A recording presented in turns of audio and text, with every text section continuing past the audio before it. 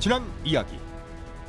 우기의 급격한 변화로 인해 마침내 도래한 유럽 근세의 과도기.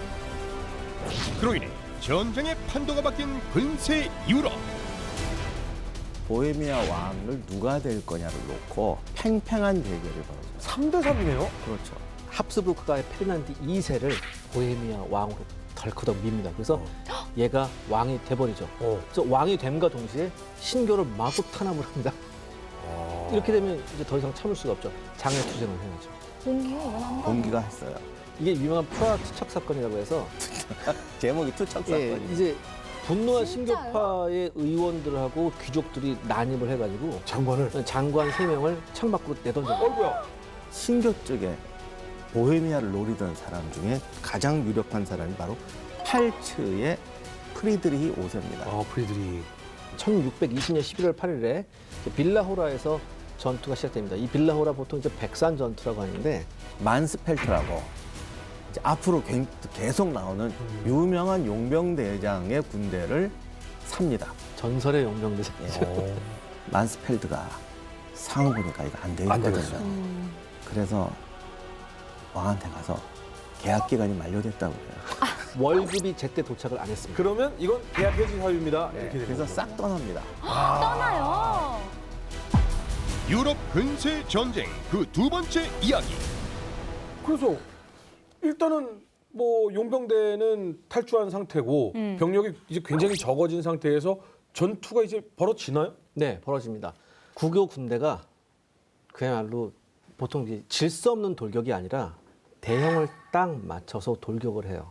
근데 이때부터 나오는 게 뭐냐면은 저도 요번에 처음 알았는데 네. 북치는 드러머 있죠? 네. 이때부터 나왔대요. 저는 저는 18세기부터 나오는 줄 알았거든요. 이때부터 북치는 드러머가 있더라고요. 무슨 용도로요? 박자 맞추고. 예, 박자 맞추는 거. 아, 그 다음에 이 북을 치면서 가는 게 이유가 뭐냐면 네. 대열이 흩어지더라도 북소리 듣고 모입니다.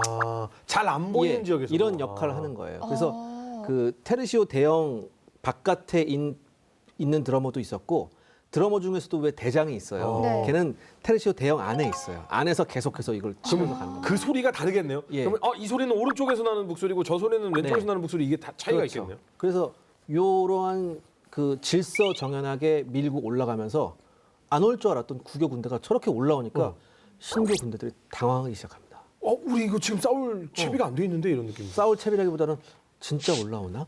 어떡하지? 기병을 보내봤어요.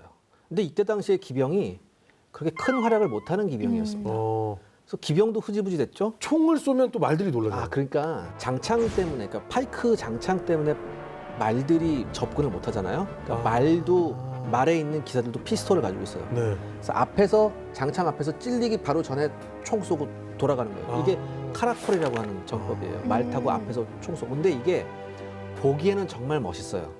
근데 의외로 적진을 흐트러뜨리는데 별 효과가 없습니다. 아, 근데 방금 말씀드렸던 이게 멋있잖아요. 네. 대부분 귀족들이 이거 카라콜을 해요. 나 그거 하고 달려가서 팡 쏘고 싶어. 막 더. 멋있지. 이런 식인 거군요. 그런데 비웃어요. 적들은 대단히 비웃어요. 뭐 효과가 그다음- 없으니까. 예, 예. 그러면서 일단은 양 진영이 맞붙게 되니까 언덕 아래서 올라왔음에도 불구하고 구교들이 훨씬 더 잘 싸우는 거예요. 이게 원래는 총만 쏘는 게 아니라 돌격을 하게 돼 있는데 네. 다들 내가 쏜 다음에 네가 그렇죠. 돌격해라 이렇게 되는 거죠. 뒤에 창을 가지고 있는 랜서 기병들도 있었거든요. 네. 근데 앞에 카라콜들이 총을 탁 쏘고 돌아가면서 야 이제 너희들 기병 돌격을 할 때야라고 얘기를 합니다. 근데 하나도 안 뭐라고 없어요. 얘기하냐면 한 야 번 더 쏴지. 적군이 흩어지지도 않았는데 우리가 어떻게 돌격을 해? 이런 설전을 서로 벌이고 있어요. 그래서 그럼 우리가 한 번 더 갔다 올게 하면서 다시 한 번 총 쏘고 옵니다.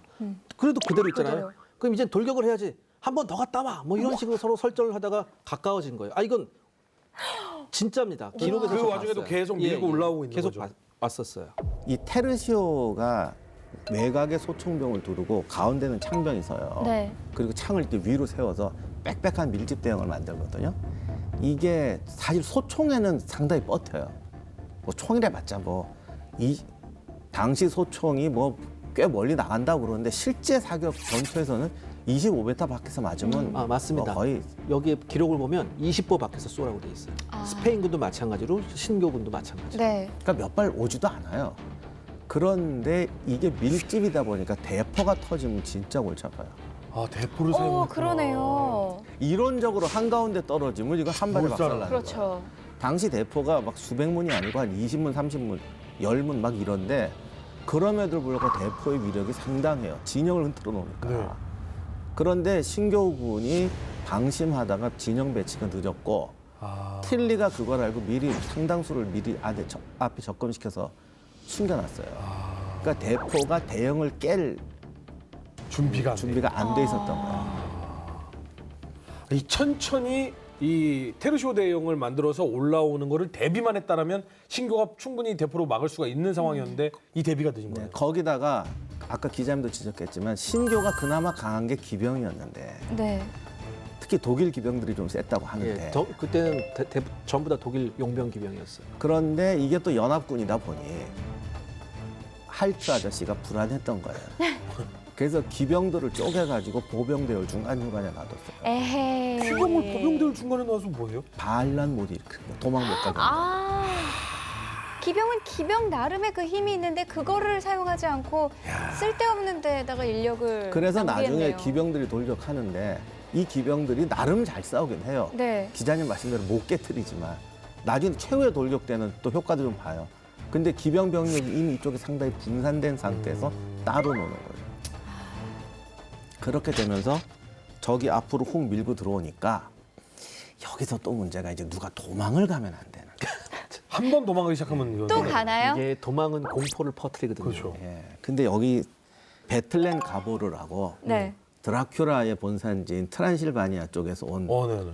공작이 하나 있어요. 백작인가 공작인가 그 양반. 신교회 후원군으로. 네, 이 사람이 한때 빈을 포위하기까지 해요. 되게 유명한 사람이에요. 네. 지금은 헝가리 지방이고 헝가리 기병이 또 유명하잖아요. 네. 또 같은 신교고 또 신성 로마 제국하고 싸우니까 얘한테 원군을 부탁을 해요. 베틀렌 가보르가 기병을 보내줘요. 이것들이 또 완전 개판이어가지고 온들 약탈만 하고 다니다가 근데 기병이 타락을 하면 보병보다 더 나쁜 게 약탈은 5배 정도 더 많이 할 수 있고 튀는 거는 또 순식간에 튈 수 있어요. 10배로 빨리 튈 수 있죠. 약탈하게 최적화되어 있는 게 기병대. 그래서 그 쓸데없이 이쪽 견제하느라고 얘들은 신경 안 썼거든요. 네. 그리고 왼쪽에도 니네가 측면을 돌아서 저걸 쳐라 그랬어요. 측면을 돌기는커녕 튀어버려요. 측면으로 튀었군요. 맨 왼쪽에 있다 그냥 튀어버린 거야. 아이고야. 그것도 이렇게 튄 게 아니라 진의 진영을 가로질러서 튀어버렸어. 아이고. 나 간다 그러고 튄 거지. 그 순간 공황이 나면서 이제 돌이킬 수 없는 상황이 됐고 이렇게 되니까 틸리 백작이 승리를 하고 나서 첫 마디가 뭐냐면 이거는 신앙의 승리, 신념의 승리라고 했어요. 이런 얘기를 했었고 네. 당시에 네덜란드에서 많은 참관단이 신교 측에 와서 그 장면을 봤습니다. 네.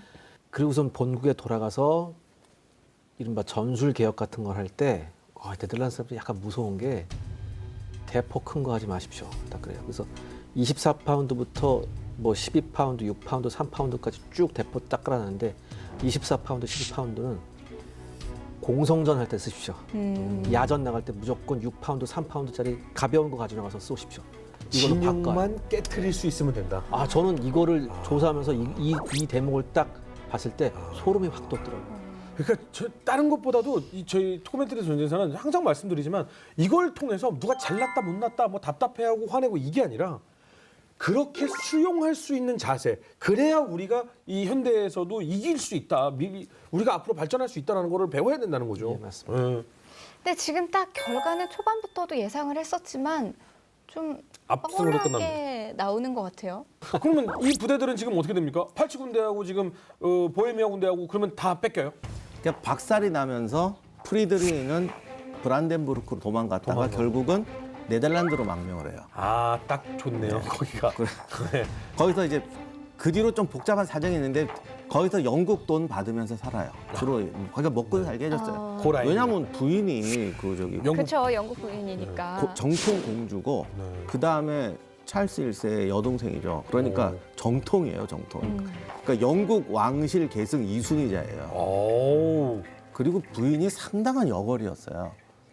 그 정도면은 진짜로 그냥 왕위가 비면은 여왕이 될 수도 그러니까 있는. 어떤 기분이네요. 책에서는 이 프리드리히는 사람은 되게 좋은데 좋은데? 그 말이 그 말이지. 사람이 좋으니까 이 험한 세상을 헤쳐나갈 인물이 사람만 도저히 좋은. 사람만 좋은. 하하. 그런데 이 부인이 워낙 외교가 뛰어나지 않아도 네. 영국 공주잖아요. 왕이 계승 서열자. 네, 그리고 오빠가 그때 몸이 약해가지고 모든 유럽 사람들이 여차하면 저분이 영국 왕이 될 거다라고 그렇죠. 생각을 하고 있었대요. 네, 네. 그리고 비실비실한 오빠도 사실은 제가 더 여거리요라는 말을까지도 했대요. 아. 하여간 그래서 편지도 쓰고 이런 외교를 많이 했는데 아무튼 이 병력 모으고 하는 건 다 이 엘리자베스가 다 했다 이런 기록도 있는데 그냥 먹고 사는 데는 진짜 없어요. 예, 거기서 뭐 그러고 살아요. 그리고 안할트는 스웨덴으로 도망가죠. 스웨덴. 그리고 역시 이거답게 이 전투는 내 잘못이 아니다 이런 거 써내면서 인쇄책도 이렇게 써먹더라고요. 아 대외 선전하기가 편하니까. 이제는 누구든지 자기 잘못 없다는 말을 할 수 있게 된 세상이 됐어요. 아. 옛날에는 소문으로 다 해결하잖아요. 네. 순식간에 마녀가 돼 없는 얘기도 막 생기고 이때는 가서 난 잘못한 거 하나도 없다. 그때 이래서 그렇고 저래서 그렇고 너희들이 한번 와. 제일 잘 쓰면 이거더라. 너희들이 한번 와봐라. 너 같으면 어떡할 거냐. 그래서 신교 쪽 나라인 스웨덴으로 가서 이제 도망을 글 가고. 쓰면서 세월을 보내고 어. 이렇게 보헤미아 시대는 끝나는 거예요? 보헤미아는 그러면 국왕한테 넘어간 거예요? 그래서 이 보헤미아 전쟁은 깨끗하게 끝나요. 아. 그래서 깨끗하게 제국이 접수를 하죠. 그 신성 로마 제국의 왕이 보헤미아의 왕을 동시에 겸업을 하는 거죠. 그렇게 돼서 그냥 끝났어요. 네. 뭐야 끝났잖아. 네. 끝났는데 이게 30년 전쟁의 시작이 됩니다. 네? 뭐요? 이건 또 무슨 소리? 왜 다큐멘터리 전쟁사는 도대체 진짜 시작이 어딘 거예요? 시작이 아니고 끝난 게 끝난 게 끝이 아닙니다. 아니에요. 전쟁이 언제 끝나요? 네, 맞습니다. 네. 전쟁은 언제 시작됐는지 아무도 몰라요. 아. 언제 끝날지도 아무도 몰라요. 아. 그냥 뭐 시작이 아니고 끝이 아니죠. 게다가 전쟁에 갖춰질 요인은 지금 이미 다 갖춰져 있는 이곳에서 전쟁이 끝났을 리가 없죠. 그럼 지금 이 상황에서는 그러면 신교가 위기에 몰린 상황은 확실하네요. 그러니까 사실은 이게 사실 신교의 전쟁도 아니고 네. 당시 사람들은 보헤미아 왕이 계승 전쟁이죠. 네, 맞습니다. 아, 그때 보헤미아 그러네요. 왕이 창탈전이라고 그렇죠. 했었어요. 아. 30년 전쟁 끝나고 18세기까지도 30년 전쟁이라고 하질 않았어요. 아하. 이거는 나중에 그러니까 이게 다 개별 다른 그렇죠. 전쟁으로 쳤는데 이거는 사실 독일 민족주의 영향도 좀 있어요. 나중에 독일이 통일하고 하니까 자기 역사에 넣어서 30년에 우리의 내전이었다 그랬는데 당시에야 이 전쟁 따로 저 전쟁 따로 프리드리가 네덜란드로 망명을 하니까 네. 왕위가 두 개가 동시에 비잖아요. 네. 오. 보헤미아도 비고 팔츠도 비어요. 그러네요. 거기다가 사실 팔츠로 에스파냐 군대가 들어갔어요. 오호. 신성 로마 제국하고 네네. 또 해서 들어갔죠. 그리고 자기는 네덜란드를 치려고 그랬죠. 그렇죠. 이렇게 되니까 그 네덜란드, 뭐 네네. 벨기에, 덴마크 이쪽이 화들짝 놀란 거예요. 큰일 났죠. 영국도 놀랐겠는데요. 그랬더니 신교 측 세력이 보니까 이게 진짜 문제는 이거 팔층 거예요. 자기들은 보헤미아는 상관없지. 이건 신성 로마 제국 어허. 문제고 팔츠를 통해서 에스파냐가 북진을 하고 네덜란드를 먹으면 그 일대가 다 끝나는 거예요. 신교가 싸그리 밀리는 상황. 그렇죠. 네. 100년간 네덜란드가 스페인에 대항해서 독립전쟁을 했는데 네. 이 한 번의 이 전투로 말미암아 자기한테 발등에 불이 떨어지죠. 이 상황이 돼버린 거예요. 그 영국도 해군력으로 도와줄 수 있는 상황도 아니고. 그렇죠. 그러니까 이렇게 되면 이제까지 그나마 이제 관망을 하던 네덜란드, 그다음에 이런 이른바 저지대 국가들도 전쟁에 뛰어들 수밖에 없어요. 아. 그런데 이제 그쪽이 뛰어들기 전에 프리드리하고 엘리자베스가 무시하게 노력을 합니다. 네. 근데 엘리자베스의 노력이 먹혔는지 독일에 있던 다른 또 지역들이 프리드리 편에 서요. 아, 그러니까 선거권이 있지는 않지만 영주들이 그렇죠. 왜냐면 거기도 신교 세력도 있고 하니까. 네. 그래서 프리드리하고 엘리자베스가 열심히 구원을 요청을 해요. 네. 그랬더니 독일 지역 내에서도 이 사람들 편을 들 사람이 있을 거 아니에요. 그래서 두 명의 걸출한 인물이 이제 등장합니다. 한 명이 베스트팔렌 지역의 브라운슈바이크 집안의 크리스티안이라는 사람이에요. 정말 아무것도 모르지만 조약으로 유명한 베스트 발렌. 예, 그리고 이제 브라운슈바이크도 유명해요. 네. 유럽 전쟁사에서는 빠지질 않는 동네예요. 이 크리스티안이 별명이 미친놈인데 아이고야, 네. 네. 결정 좋게 번역해서 뭐 할버슈타인의 광인 뭐 이렇게 하는데 누가 그렇게 우아하게 불러요. 그냥 그 동네 미친놈이죠. 네. 근데 이 사람이 왜 걸출하냐면 네. 두 가지로 걸출해요. 당시 20대였는데 네. 어릴 때부터 전혀 귀족에 같지가 않았대. 그냥 건달 같은 느낌. 글쎄, 건달인지 몰라도 하여간 자기는 꿈이 전쟁 영웅이 되는 것이다. 아까도 말씀드렸지만 틸리 백작처럼 이제 귀족 갖고 못 살아. 이제 나는 이 뭔가 위대한 장군이 되겠다. 그런데 귀족은 여전히 기사도하고 이게 좀 있거든요. 네. 그래서 멋진 기사도의 사령관 이걸 꿈을 꾸는데 멋진 기사가 되려면 뭔가 건수가 있어야 되잖아요. 그렇죠. 그럼요. 근데 그 엘리자베스하고 사촌이었어요. 뭐 들리는 말로는 뭐 엘리자베스를 만났는데 뭐 손수건을 흘려갖고 손수건을 줍는 순간 나는 이 여인을 위해서 살아야겠다 뭐 이랬대나. 사촌 누나한테. 왜 미친놈이라고 그래요? 아니, 그때부터 땅에 흘리는 손수건의 의미가 이렇게 컸나요? 나는 밟아버리거든 그런 거. 아, 그러면 그때부터 시작된 게 그 흘리고 다니지 마. 이 말이 이제 거기서 이제 또 출발을. 하여튼 전쟁사 하면서 너무 배우는 게 많아요. 배우는 게 많아. 아니 근데 이분이 그 엘리자베스를 사모했다 이런 게 아니고 네. 기사는 공주를 위해서 그거 많이 나오잖아요. 그쵸. 약간 느낌이 그러니까 이 사람이 약간 돈키호테 같은 느낌이 있네요. 네, 그래서 그 손수건을 뭐 자기 모자에 꽂고 다녔다는데. 온전하진 않았던 것 같아요. 하여간 그래서 군대를 모으는데 이 네. 브라운슈바이크가 하여간 나름 우리식으로 우리 동네로만 옛날에 뭐 어느 동네처럼 싸움 잘한다고 소문난 동네예요. 그래서 이제 군대를 모집을 했어요. 그리고 프리드리히에게 합류하기 위해서 내려옵니다. 네. 그리고 또 한 명 이제 바덴 지방에 이 사람도 프리드리히예요. 바덴의 프리드리히가 또 이제 군대를 끌고 와줘요. 또 하나가 아까 말씀드린 만스펠드. 도망갔던. 이때 만스펠드는 일단 도망가고 나 보니 뾰족한 수가 없었어요. 근데 다시 써줘요? 왜냐하면 용병이란 거는 항상 전쟁에 있는 대로 오게 돼 있어요. 근데 다시 아니 니네들 그거 돈 조금 느껴줬다고 배신하고 갔잖아. 아니지 그런 애들은 전부 다 지금 뭐 어디 망명 가고 난리가 났잖아요. 그나마 그래도 자기네 조직이 아직 건재하잖아요. 그러면 새로 계약해서 월급만 입금이 되면 얘는 싸운다는 얘기지.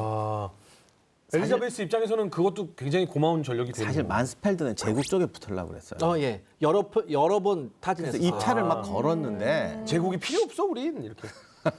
그것도 있고 얘가 자기 군대가 좀 규모가 커서 그러니까 참 웃기는 얘기인데 돈이 너무 드는 거예요 정말 군대가 이때. 근데 이미 약탈로 소문 났지. 그다음에 이것도 있었어. 그때 당시에 그 스페인 왕 그걸 보면 분명히 모반의 가능성이 가장 농후하다. 얘를 우리 편으로 끌어들였을 때 그런 얘기가 있었더라고요. 편지 내용이 있어요. 그게. 그래서 쟤한테 도시 하나 주면 한 6개는 턴다. 안 좋은 건 다 갖췄는데 그래도 지금 발등에 불 떨어진 엘리자베스나 프리드리히는 이거라도 감지 덕분. 그쪽에 다시 계약을 해요. 네. 그래서 이거라도 해서 이게 이 세 개 군대가 합쳐서 팔츠를 탈환해야 되는데 네덜란드를 지키는 게 아니라 오히려 팔찌를 탈환하러 가요. 네덜란드 지키는 건 상관없죠. 자기 땅을 회복해야 되니까. 그런데요. 그런데 이 세 개 군대가 만나면 이게 세지는 거예요. 근데 두 개, 바덴의 프리드리하고 만슈펠드도 만났어요. 그런데 싸우다가도 돈 떨어지면 끝이거든요. 돈 떨어지면 바로 가지. 계약 해지됐습니다. 근데 돈은 누가 제일 많이 갖고 있느냐? 크리스티안이 제일 많이 가지고 있었어요. 왜냐하면 이 사람이 왜 미친놈 소리를 듣냐면 이유를 정확히 모르겠지만 뭔가 그 엘리자베스에 대한 과한 충성 때문일 수도 있고 또 하나의 재주가 돈 긁는데 기가 막힌 재주가 있어요. 국교 지역을 쓸고 내려오면서 돈을 긁으면서 내려왔어요. 어떻게 하면 그럴 수가 있는 거예요? 우리 게임에서 보면 이제 세금 싹 걷으면서 오는 거 같아요. 그렇죠. 저희 뭐 그런 지역을 전국 통일하는 뭐 이런 게임들 보면은 방법 중에 내실을 충실히 다지면서 이 민심을 얻어갖고 이 영역을 또 확장하는 사람이 있고요. 싸그리 강제 징수한 다음에 싹 버리고 다음 지역 가서 싸그리 강제 징수하고 이러면서 진격하는 사람들이 있거든요. 후자군요. 후자죠.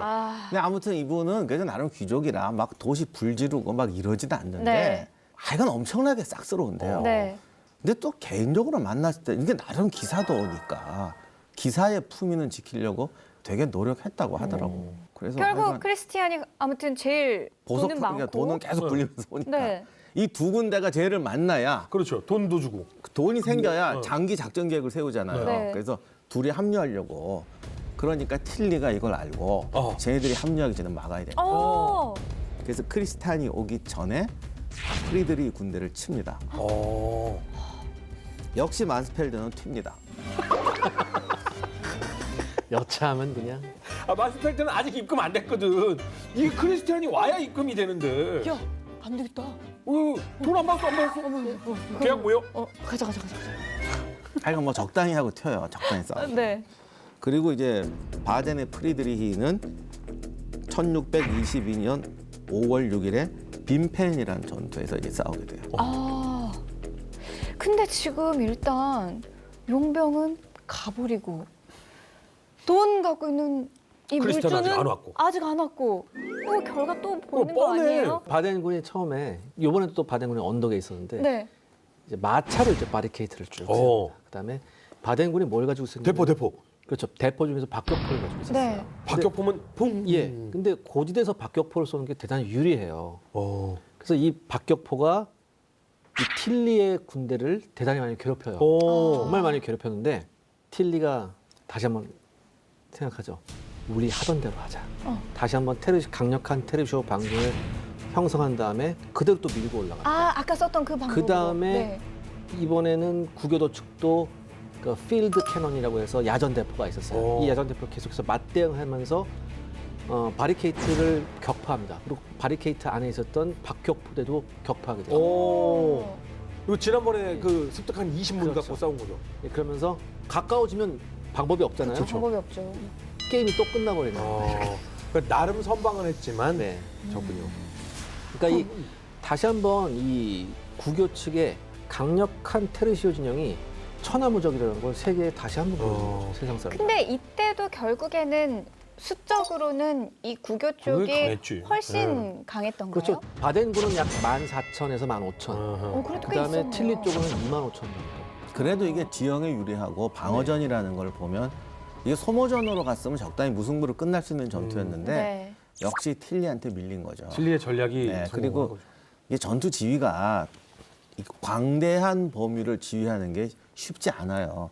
이걸 잘하려면 지휘관의 판단력도 중요하고 각 제대들이 그 나름대로 통제가 잘 돼야 되는데 틸리 부대는 하여간 오른쪽 치다가 안 되면 왼쪽 치고 기병 동원하고 이런 게 비교적 잘 됐고 프리드리 부대는 마차 뭐 박격포 나름 잘 싸운 것 같은데 그냥 퍽 하니까 퍽 무너졌는데 완전히 끝난 줄 알았거든요. 도망가서 다시 모았더니 병사의 3분의 2가 다시 모였대요. 와. 그러니까 이건 제대로 안 싸웠다는 거지.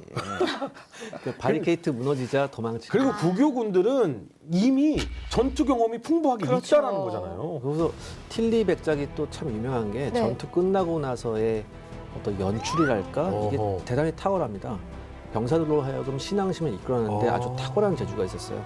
항상 전투가 승리하고 난 다음에 가장 높은 곳에 올라가서 무릎 꿇고 자기가 가지고 있는 금 십자가가 항상 있었다고 하더라고요. 그걸 입을 맞추면서 신을 찬양을 항상 합니다. 그러면 그 장면을 보고 많은 병사들이 막 눈물 흘리고 무릎 꿇고 막 그랬었던. 약간 벽화에 나올 것 같은 느낌이에요.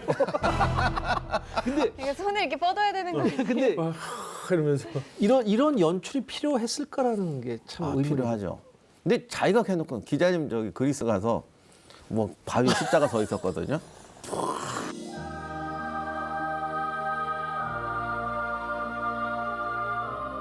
근데 여러분들 중요한 게요. 틸리?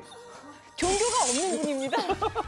종교가 없는 분인데 없는 분인데 어느 종교에 가든 굉장히 오랫동안 믿어왔던 사람 말이야. 그럼요. 이른바 틸리 이 시절. 틸리야. 아니 근데 사실 이 전쟁사를 하면서 뭐든지 정말 자존심 따위는 없고 생각 따위는 없어. 좋은 게 있으면 받아들여야 되는 것이 가장 좋은 것이다라고 지금 항상 배우고 있는데 이렇게 절대 무너지지 않는 대형이라고 알려지기 시작하면 그게 바로 고인물이 되는 거잖아요. 네. 그런데 지금 지난 시간에도 얘기가 나왔고 이번 전투도 이 승리를 가져온 게 테르시오 대형이잖아요. 네. 이게 지금 바깥쪽에 이 사각형 진을 짜고 가운데 창병이 있다 뭐 이렇게 네. 기억이 나는데 정확하게 한번 설명을 다시 해주시죠. 그러니까 테르시오는 1509년 이제 나폴리에 자무디오라는 사령관이 창안한 것으로 알려져 있어요. 근데 이렇게 알려져 있지만 이거에 대한 그 근거는 충분히 없어요. 그래서 테르시오란 말이 어디서부터 어떻게 나왔는지도 아직은 불분명합니다. 아무튼 이때부터 이제 나왔고 사실은 이탈리아 등지에서 훨씬 많이 사용이 되었대요. 근데 이탈리아의 많은 도시 국가들을 스페인이 점령하면서 이 테르시오 전법을 스페인이 가져가서 썼다고 하더라고요. 그러니까 원래 테르시오에 나와 있는 그 이론적으로 보면 12,000명이 한 테르시오 완벽한 부대를 구성합니다. 와 엄청 크네요. 근데 이게 12,000명이 말이 12,000명인데 한 그럼요. 부대를 12,000명으로 이렇게 한다는 건 불가능하고 숫자 계속 줄어요. 8,600으로 줄었다가 6,000으로 줄었다가 이때쯤 되면 한 5,000 정도로 주는데 그래도 엄청난 겁니다. 오해를 피하기 위해서 말씀드리면 5천 명으로 하나의 대형을 만든다는 게 아니라 네. 정사각형 대형이 여러 개로 나누는데 합쳐서 5천이라고 네, 그렇죠. 그 처음에는 그 머스켓 소총수의 숫자가 약 10%밖에 안 됐어요. 근데 가면 갈수록 소총수의 숫자가 늘어나고요. 30년 전쟁 즈음이면 파이크병, 즉 창병하고 그 머스켓 사수의 숫자가 5대 5였습니다. 근데 여기서 정말 재밌는 게 우리가 보통 이제 테르시오가 보통 이제 이게 스페인이나 이런 합스부르크 제국에서 썼잖아요. 우리가 보통 제국의 군대 하면 모든 갑옷이나 장비나 이런 걸 제국에서 주는 걸로 우리가 착각을 하는데 아닙니다. 개인 사비인가요?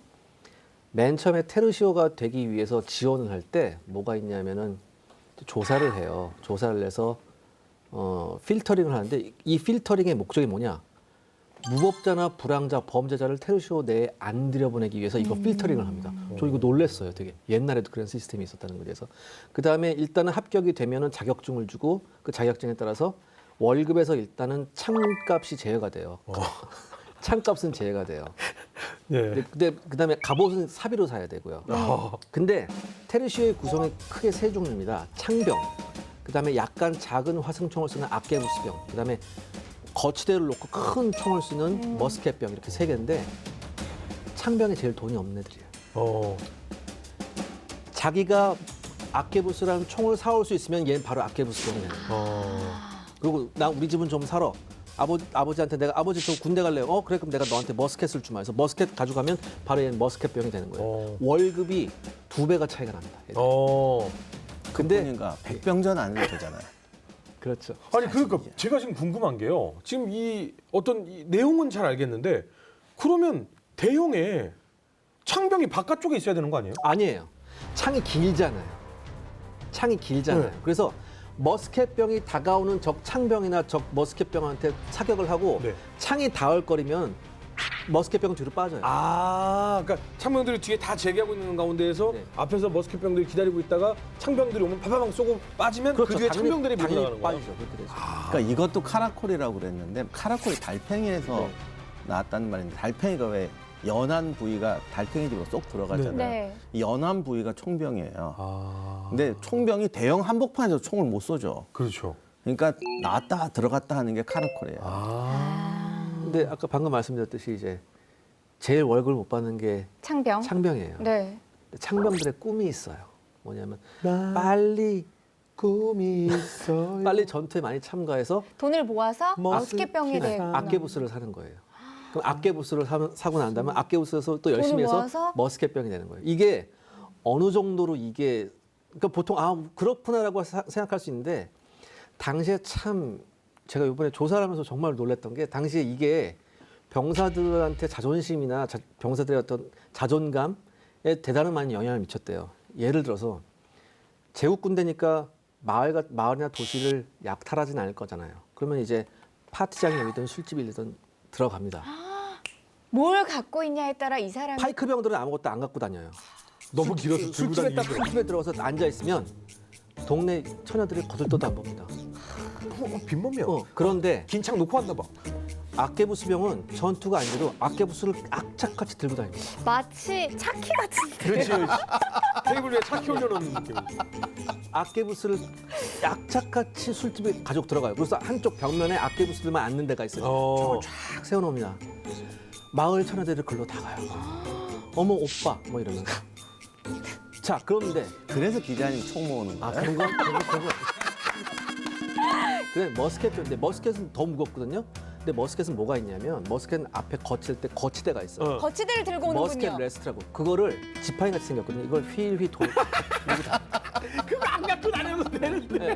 이게 차키구만요. 이거를 휘휘 돌리고 다녀서 술집에 딱 들어가면 갑자기 모든 동네 처녀들이 머스켓병이 있는 쪽으로 쑥 몰려. 그럼 그 정도로 월급을 많이 받았. 예, 많이 받았습니다. 그래서 심지어 어떤 일이 있었냐면은 이제 어떤 도시의 이런 유명한 술집을 밖에서 붙여놓습니다. 창병 진입 금지, 입장 금지 이렇게 써놔요. 아 너무 자존심 네. 상했다. 그럼 얘네들은 밖에서 무슨 펴놓고 거기서 이제 맥주 한잔 평상에서. 훌쩍훌쩍 하는 거예요. 주먹 뭐 이렇게. 예. 아 그래서 유럽에 노천 카페가 많은 거구나. 그럴 수도 있어요. 우리 앞으로 거기 가면 안 되겠네. 근데 갑자기 드는 생각이 이게 네. 불과 몇십 년 사이에 창병에서 이 열병으로 거의 다 바뀌었다. 네. 비율이 어마어마하게 뒤바뀌었다라고 얘기했잖아요. 네. 이게 상관들이 우리가 전력을 위해서라면 이렇게 해야 돼가 아니라 창병들이 내가 더럽고 치사해 내가 총 산다. 이 마음으로 총을 잡고 사니까 대형이 바뀔 수도 정확한 있겠네요. 겁니다. 아 그래요? 이게 사람의 인간이라는 건 똑같아요. 와. 이게 일반 사병도 아니고 귀족들도 마찬가지예요. 그래서 그러니까 역사가 숭고한 정신에 의해서 발달했다 그러면 저도 마음이 편하겠어요.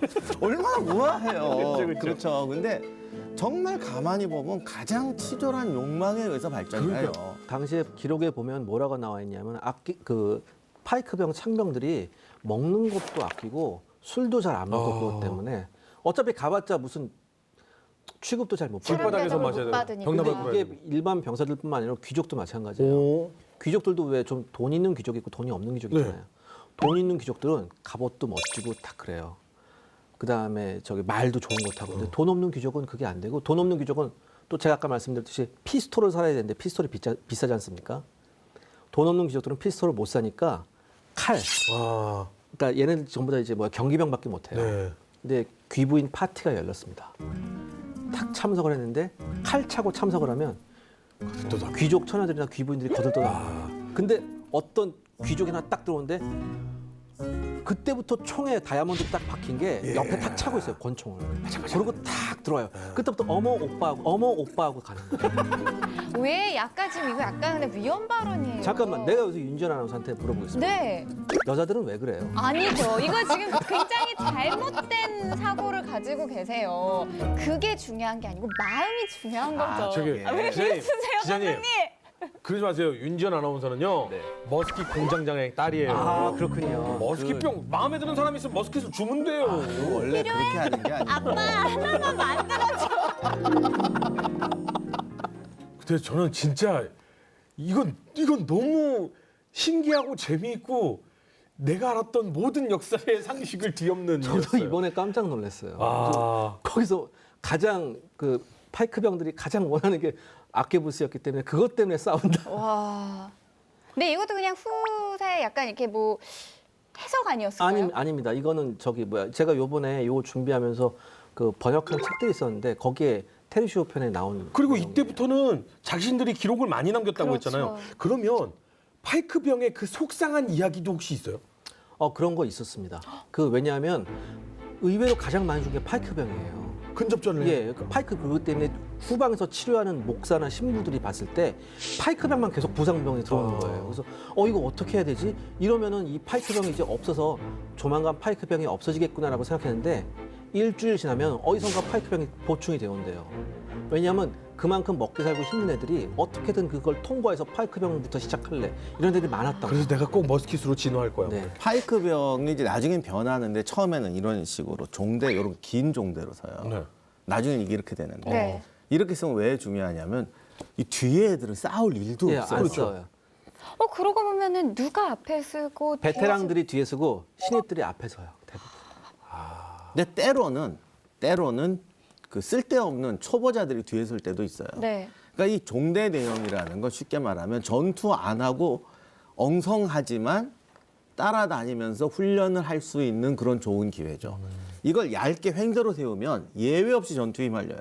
아 그렇죠. 근데 길게 종태로 세우니까 안 붙는 애들이 생기는. 그러니까 어떻게 그냥 따라가면서 전투를 익히고 배워. 그러니까 방금 기자님 말씀한 대로 모집이 순식간에 돼요. 또 여기서 중요한 게 안 싸우고 겁먹는 애들도 있을 거 아니에요. 그렇기 때문에 이때부터는 이른바 부사관이 곳곳에 있습니다. 근데 이 부사관의 상징이 뭐냐면 할베르트라고 도끼창 있죠. 이거 딱 들고 있어요. 너네들 여기서 도망가면 이 할베르트가 용서하지 않는다. 쓸데없이 이런 군대를 상징이 배분하진 않고 이제는 이게 중간중간에 중대장이나 이제 소대장을 세우는 거네요. 이 테르시오 하나의 부대 지휘관은 왕이 사사롭게 임명을 못합니다. 왕이 추천해서 의회 통과를 받아야지만 최고 지휘관이 될 수 있어요. 그리고 그 밑에 여러 명의 소령과 중령들이 있고요. 그 밑에 또 대위, 그 다음에 중위, 그 다음에 부사관들 이렇게 쭉 있습니다. 오늘날하고 똑같습니다. 거의 체계, 그때 체계가 다 잡힌 거예요. 똑같이. 근데 체계가 잘 우리가 있어요. 잘못 생각하는 게 옛날 군대는 장교나 부사관이 적었을 것 같잖아요. 오히려 요즘보다 더 많아요.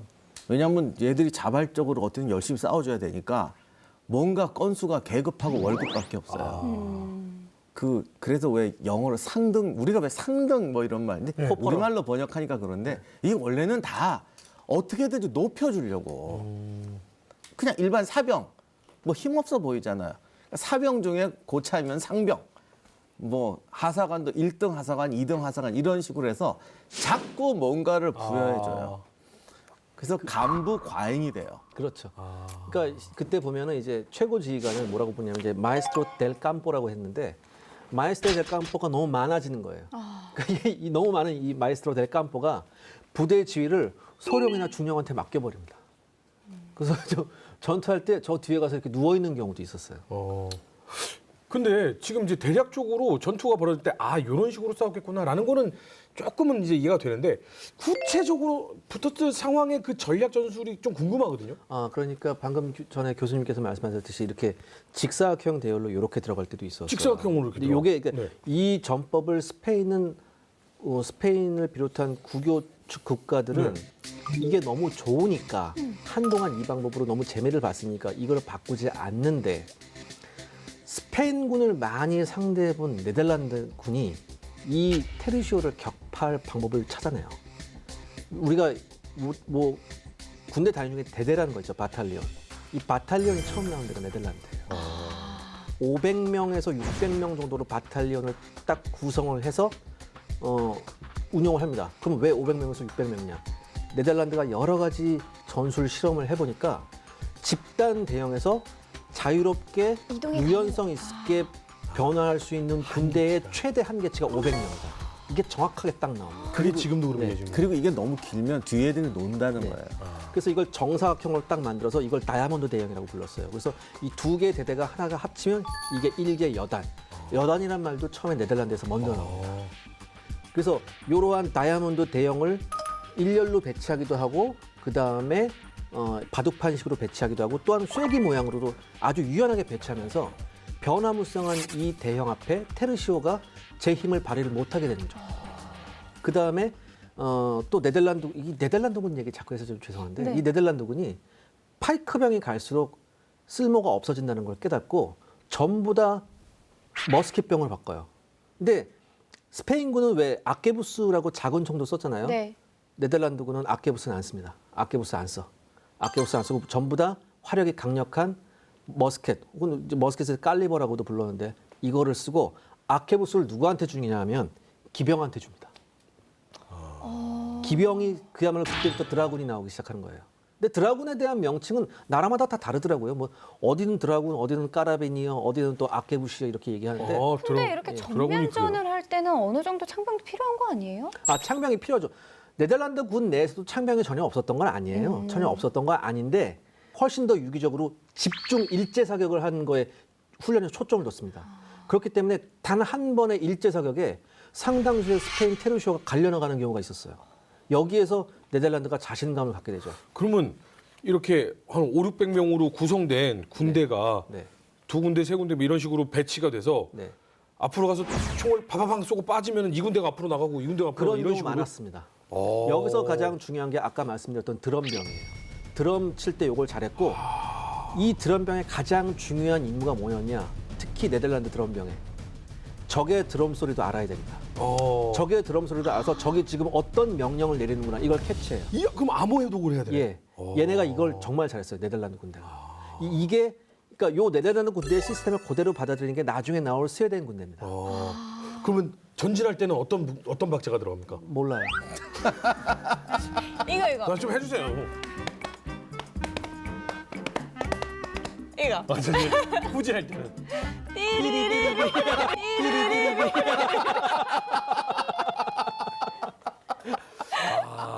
이때 그러니까 조직적 움직임이 대형이 유기적으로 움직여서 머스켓을 쏘고 빠지고 이거를 해야 되기 때문에 이 북이 가장 효율적인 수단으로 그렇죠. 이용이 된 그다음에 거군요. 깃발도 있었고요. 근데 깃발보다는 북이 참 유용한 게 뭐냐면 서로 맞닥뜨려서 싸우다 보면 화약 연기 때문에 서로 못 싸우는 경우가 많았었거든요. 안 보여서.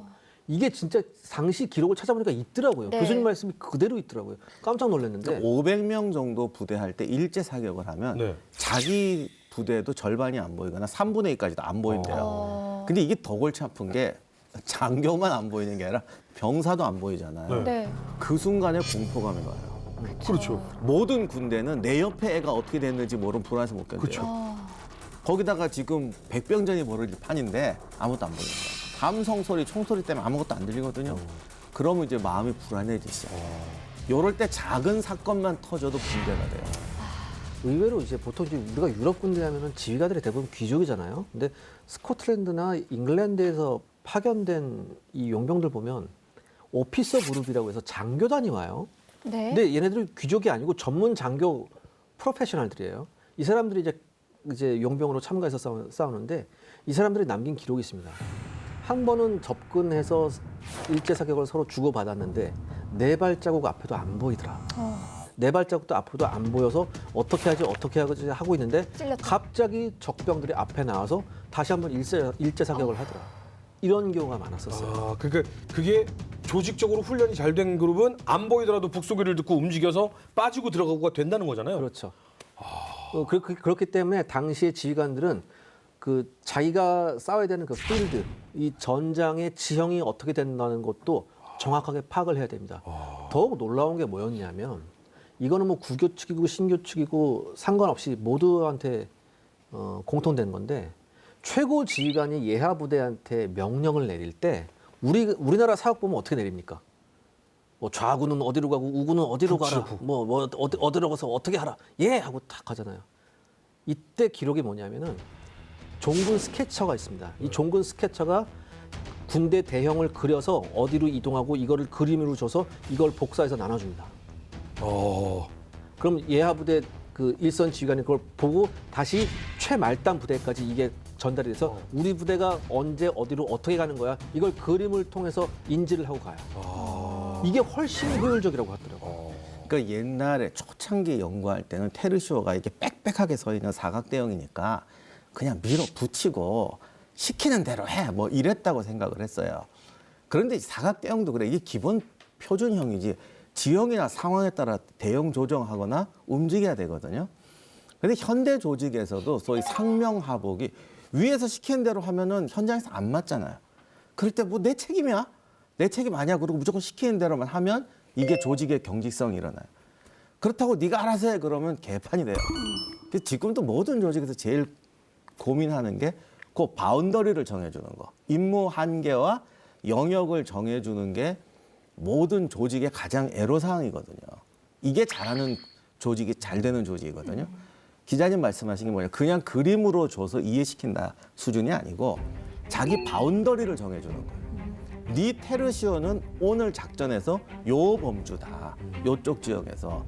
그래서 그 지역 안에서 어떤 융통성을 발휘할 수 있는 자율권을 줘요. 그러니까 이게 제일 중요한 거예요. 자율보다 더 중요한 게 자율의 영역을 제시해 주는 거. 이게 전쟁에서 얼마나 중요하냐면 이게 제국 군대는 아무데나 가 싸워야 되거든. 그래서 전혀 다른 지형이나 다른 적하고 만났을 때 융통성 있게 반응해야 되는데 그거를 허용해 주는 데서 이게 가장 좋은 방법이었다는 거예요.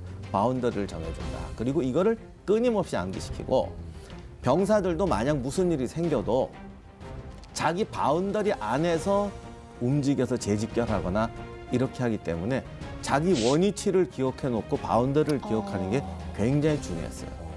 근데 스페인 군대도 이걸 많이 했어요. 이걸 잘못 이해하면 스페인 군대 이런 거 없었어. 네덜란드만 있었어. 이렇게 생각하면 안 되시고 네덜란드 군대는 이걸 더 효율적으로 하는 방법을 생각해낸 거예요. 그렇죠. 그래서 규모가 대형도 작은 줄이고. 대대가 나온 거예요. 그리고 그러면 장교와 부사관들을 무지하게 훈련시키는데 특히 중요한 게 두 가지가 들어가요. 하나는 월급을 제때 줘라. 계약해야지 되니까. 그렇죠. 중요한 아니, 부분이죠. 주는 것뿐만 아니라 정해진 시간에 제때 줘라. 근데 그게 군일에 되게 중요하대요. 그럼요. 그래야 지휘관을 믿으니까. 그럼요. 그리고 1년 내내 상비군으로 둬요. 지금 징병제 상비군이 아니라 모병했는데 상비군으로 두는 거예요. 왜? 그래야지 이 복잡한 대형과 그 장교 하사관 병사들 간의 이 상호 관계가 만들어지죠. 그래서 네덜란드 군이 군기도 세고 그 자기 포메이션도 잘하고 융통성도 있고 이렇게 되니까 다른 나라 군대보다 몇 배는 잘 싸운다. 저기 지금 그림을 보시면 네. 저 그림이 뭐냐면 당시 전장에 종군했던 스케쳐 화가들이 그린 거예요. 그 실제 대형이네요. 그러면. 왜냐하면 저때 당시에 모든 유럽 군대는 저 스케치를 하고 난 다음에 전쟁 후에 승리했던 패배했던 저 스케치를 같이 놓고서 결과를 분석을 합니다. 분석하는군요. 복귀를. 근데 예를 들어서 전장이 끝난 다음에 증언자들의 증언만 듣는 거하고 저런 현장 상황도를 보고서 분석하는 건 천지 차이입니다. 그럼요. 눈으로 보는 건 확실히 다르죠. 유럽이 17세기부터 저걸 해서 17세기 초반부터 저걸 했어요. 근데 지금 보면 뒤에 어떤 그 대대들이 이제 다이아몬드 대용으로 서 있는 건 보이는데 네. 일렬로 막 나와 있는 사람들은 뭐예요? 이제 기병들도 보이고 보급부대도 보입니다. 잘 보시면. 네. 그다음에 일렬로 뒤로 가는 사람들 중에서 많은 숫자가 현장에서 즉시 이탈해야 되는 사람들. 여기서 뭐 탄약이 떨어졌다거나 아니면 부상을 입었다거나 이런 사람들. 아 그러면 지금 왼쪽이 전장이네요 그러면? 네, 맞습니다. 아 그럼 이게 후방이군요. 네. 그래서 즉시 지금 뒤로 후방으로 빠지는 사람들, 보급 물자 주는 사람들 이게 앞에 이 다이아몬드 대용 뒤쪽으로 보이는 그다음에 거예요. 쫓아가는 이 대열대 중에 또 창든 사람들이 보이죠. 이건 네. 뭐냐면 앞에 창병들이 부상이나 사망으로 빠지잖아요. 그럼 그걸 보충하러 또 들어가야 돼요. 사실 저 사람들이 로마를 엄청 공부를 했어요. 네, 맞습니다. 고전에 대한 공부가 정말 많았다고 네. 하더라고요. 그래서 고전을 우리 생각에는 화약병기가 나오면 그냥 완전히 새로운 거니까 맨바닥에서 할 것 같은데 네. 고전을 무지하게 연구하면서 고전에서 나온 전술 원리를 총과 창하고 결합시켜서 창조해내려고 했죠. 무기가 다름에도 불구하고 이 그렇죠. 전술에 대해서는 과거를 열심히 공부를 했군요. 저 사람들의 실제 기록을 보면 무슨 얘기가 나와 있냐면 고대의 팔랑크스나 로마군 대용을 현대 전쟁에 어떻게 적용시키는지 내가 책에 읽은 거고 실제 전장에서 내가 이걸 어떻게 적용시키는지에 대해서 고민이 많다는 얘기가 계속 나옵니다. 모든 유럽 군대에서 공통적으로 나온 얘기예요. 그게. 어떻게 보면 제가 가끔 이제 고전 강의를 하면 대놓고는 말 못하지만 대부분 사람들이 저거 배워서 어디다 써? 이런 말씀들을 참 많이 하시거든요. 네. 근데 전쟁이라는 건 지극히 현실적인 거잖아요. 근데 누구 말대로 이론이란 허공에 떠 있는 거란 말이에요. 근데 17세기에 벌써 유럽은 전쟁터의 전술 원리를 고전하고 결합시켜서 하는 훈련을 벌써 실천적으로 했어요. 그리고 그런 걸 또 책으로 써내고 출판하고 사관학교에서 읽히고 이러면서 이론과 실제, 고전과 현실을 매치시키는 훈련을 직접 한 거죠. 다음 이야기. 지금까지는 서막에 불과했다. 신교대 무교 본격적인 대격돌이 시작된다. 유럽 전역을 뒤흔든 30년 전쟁. 바덴군이 괴멸됐으니까 이제 크리스티안하고 만스펠드만 남았죠. 그리고 이제 돌아다니다 보니까 악명이 높아져가지고 필연적으로 약탈을 해야 돼요. 크리스티안은 돈은 잔뜩 끌고 모았는데 돈 긁느라고 훈련을 안 시켜가지고 그러니까 이렇게 좀 정상적인 지휘관이 없어요. 슈타트론 전투라는 건데 이동하다가 이제 틸리가 또 잡으러 와서 16,000명 중에 7,000명이 전사하고 4,000명이 포로가 됐다. 그냥 이거 완벽하게 괴멸된다. 이건 사방이 늪이고 강이니까 호위해놓고서 집중 사격한 거예요. 이제 여기서 이제 신교 측의 비장의 카드가 나와요. 시대의 조커 덴마크군이 참전합니다. 덴마크가